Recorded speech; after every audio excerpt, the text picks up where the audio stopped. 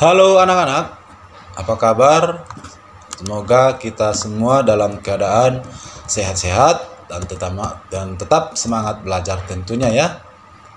Seperti biasa, kita bertemu kembali dalam pelajaran biologi. Nah, pada pertemuan kali ini kita akan melanjutkan materi kita pada minggu lalu, yaitu masih tentang sistem saraf. Sekarang kita akan membahas tentang sistem indera pada manusia. Sistem indera pada manusia terdiri dari 5 macam atau yang lebih dikenal sebagai panca indera yang meliputi yang pertama adalah mata atau indera penglihatan, telinga, indera pendengaran, yang ketiga hidung, indera pencium, yang keempat, lidah, indera pengecap, dan yang kelima adalah kulit, yaitu indera peraba. Untuk masing-masing panca indera akan diuraikan pada berikut ini. Yang pertama adalah bagian mata.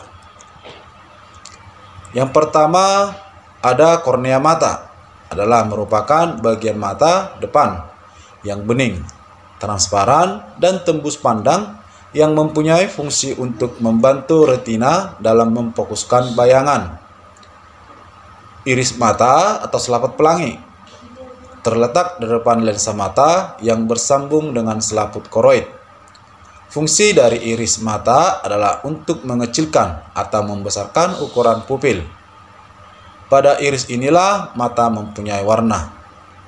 Pupil merupakan bintik tengah iris mata dan merupakan celah dalam iris mata yang dilewati oleh cahaya dalam rangka mencapai retina. Pada pupil dapat membesar atau mengecil, ini tergantung pada intensitas dari cahaya yang masuk atau yang diterima. Yang berikutnya aqueous.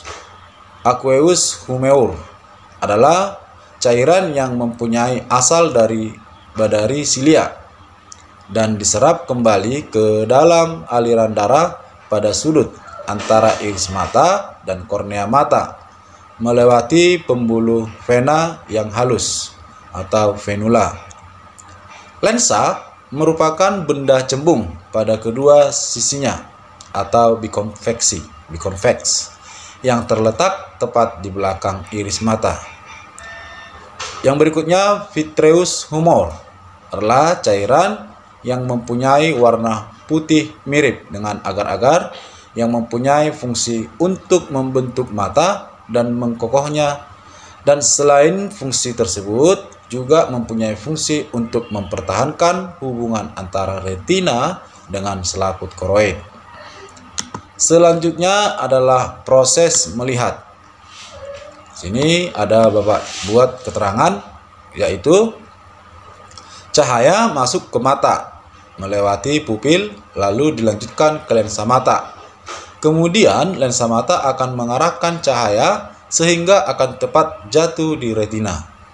Ujung saraf yang ada di retina akan menyampaikan bayangan benda yang ditangkapnya ke otak, dan otak akan memprosesnya sehingga kita akan dapat melihat suatu benda.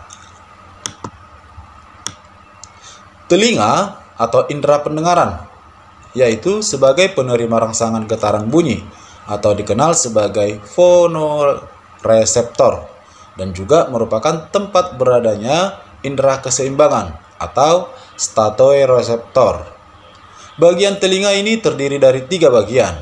Ada telinga luar, tengah, dan dalam.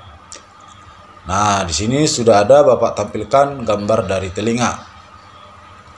Untuk masing-masing bagian akan dibahas berikut ini. Bagian telinga yang pertama tadi yaitu bagian luar. Pada bagian ini terdiri dari daun telinga yang merupakan tulang rawan yang elastis. Daun telinga memiliki fungsi untuk menerima dan mengumpulkan gelembung suara, di mana terdapat rambut-rambut yang halus yang berfungsi untuk menghalang-halangi adanya suatu benda asing yang masuk ke dalam telinga.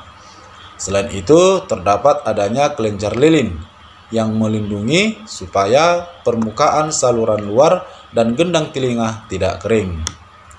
Telinga bagian tengah atau rongga timpani merupakan bilik kecil yang terdapat udara. Letak dari rongga timpani adalah terdapat di sebelah dalam membran timpani atau yang disebut dengan gendang telinga. Pada bagian depan telinga terdapat adanya saluran estersis yang menghubungkan antara rongga mulut dengan telinga bagian tengah. Saluran ini mempunyai fungsi untuk menjaga keseimbangan tekanan udara antara udara luar dengan udara di dalam telinga tengah. Pada rongga telinga tengah terdapat adanya 3 tulang pendengaran. Ada tulang martil atau malleus yang menempel pada gendang telinga. Ada tulang landasan atau incus dan tulang samburdi atau stapes yang berkaitan dengan tingkap oval pada telinga. Dalam fungsi dari ketiga tulang tersebut akan mengalirkan getaran suara dari gendang telinga ke rongga telinga dalam. Yang terakhir, telinga bagian dalam. Pada bagian dalam terdapat adanya 3 saluran setengah lingkaran dan koklea atau yang biasa kita sebut dengan rumah siput. Selanjutnya adalah proses mendengar. Proses mendengar pertama itu getaran bunyi akan diterima dan dikumpulkan pada bagian daun telinga. Kemudian getaran tersebut dilanjutkan oleh gendang telinga menuju tulang pendengaran yang diterima oleh tingkap jorong dan rumah siput. Kemudian getaran suara akan menggetarkan cairan limfa yang ada di dalam rumah siput, yang kemudian akan merangsang ujung saraf pendengaran dan rangsangan akan dilanjutkan ke otak. Kemudian di otak akan diproses sehingga kita dapat mendengar suara. Selanjutnya kita masuk ke hidung atau indera penciuman, yaitu sebagai penerima rangsangan bau yang berupa gas atau kemoreseptor.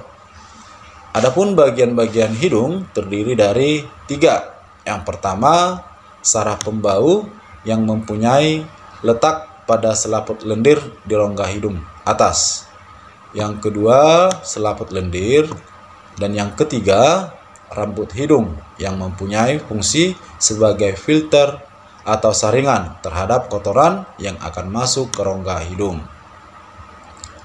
Proses dari penciuman. Bau atau gas yang mencapai ke hidung kita akan merangsang ujung saraf indera pembau. Lalu rangsangan tersebut dilanjutkan menuju otak, dan otak akan memprosesnya sehingga bisa menerjemahkan terhadap bau yang kita hirup. Misalnya kita bisa mencium daripada aroma atau wangi, bau, dan sebagainya. Selanjutnya indera perasa. Indera perasa atau disebut dengan lidah adalah sebagai penerima rangsangan zat yang terlarut atau dikenal dengan sebutan kemoreseptor.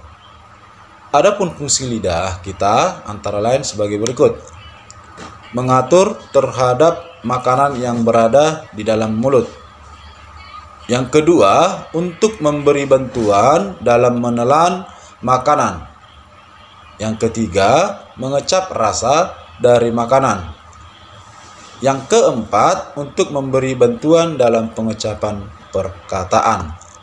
Ini ada gambar lidah dan bagian-bagiannya. Bagian-bagian dari lidah. Yang pertama itu ada papila. Adalah tonjolan-tonjolan pada permukaan lidah kita. Yang kedua, saraf pengecap yang ada pada papila. Yang ketiga, pangkal lidah sensitif terhadap rasa yang pahit. Yang keempat, ujung lidah yang sensitif terhadap rasa manis. Sedangkan yang kelima yaitu pinggir lidah yang sensitif terhadap rasa asin dan asam. Dan yang terakhir adalah kulit atau dikenal sebagai indera peraba. Kulit adalah sebagai penerima terhadap rangsangan yang berupa sentuhan atau tangoreseptor. Adapun fungsi kulit adalah sebagai indera peraba. dapat membantu untuk mengatur suhu tubuh, mengendalikan hilangnya air dari tubuh, dan memiliki sedikit kemampuan ekskretori, sekretori, dan juga absorpsi. Bagian kulit terbagi menjadi dua bagian, yang bagian epidermis atau kutikula dan dermis atau korium. Reseptor pada kulit. Yang pertama, lempeng Merkel. Reseptor untuk sentuhan ringan yang terletak pada bagian dalam epidermis. Yang kedua, corpuscula Meissner, yaitu reseptor sentuhan atau rabaan ringan yang terdapat di bagian epidermis pada bagian kulit yang sensitif. Yang ketiga, corpus Pacini, yaitu reseptor tekanan kuat yang terletak pada bagian dalam dermis serta di lapisan subkutan. Yang keempat, corpuscula ruffini, yaitu reseptor tekanan kuat dan juga terus-menerus serta panas yang terletak di bagian dermis dan lapisan subkutan. Dan yang kelima, ujung saraf Krause, yaitu reseptor untuk rasa dingin yang terletak pada bagian dermis. Selanjutnya atau yang terakhir itu adalah kelainan penyakit pada sistem indera. Sini ada Bapak tampilkan dari kelainan atau penyakit pada sistem indera seperti rabun dekat, ada rabun jauh, ada mata silinder, rabun dekat dan jauh. Ini bisa kamu perhatikan pada tampilan yang sudah Bapak buat ini. Oke. Baiklah anak-anak, demikian materi kita untuk pertemuan kita pada hari ini. Bapak selalu berpesan sama kalian ya, agar tetap semangat belajarnya, jangan kemana-mana, tetap jaga kesehatan, dan jangan lupa berdoa. Dadah.